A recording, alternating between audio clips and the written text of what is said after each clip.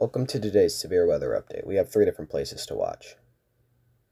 We start with the most concerning area. Much of New York and Pennsylvania are highlighted in an enhanced risk, or the orange shaded areas.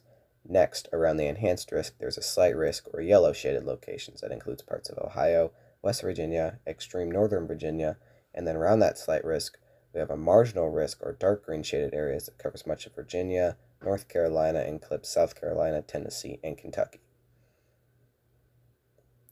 Next, we move to central U.S., where we have a slight risk that includes much of Missouri, western Illinois, northeastern Kansas, and southeastern Nebraska. It also includes the extreme southwest corner of Iowa.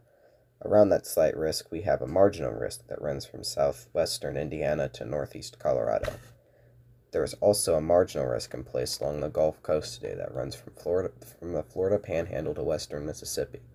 It includes most of Louisiana as well. Now, for the threats associated with these risks, there's a 5% risk for tornadoes in New York and Pennsylvania.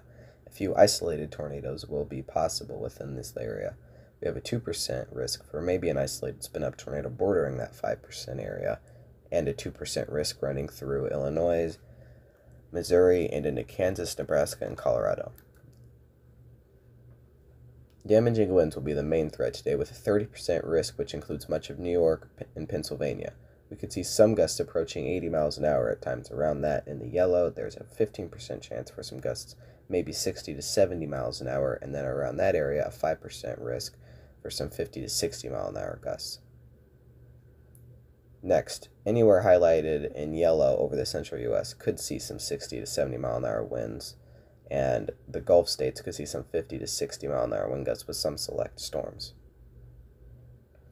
Hail will also be a big threat, with a hatched area in New York, Pennsylvania, and Ohio that could be significant hail 2+ inches in diameter. And anywhere on the map that is shaded in yellow, you could see some 1 to maybe 1.5 inch size hailstones, and anywhere shaded in dark red could see penny to quarter sized hail.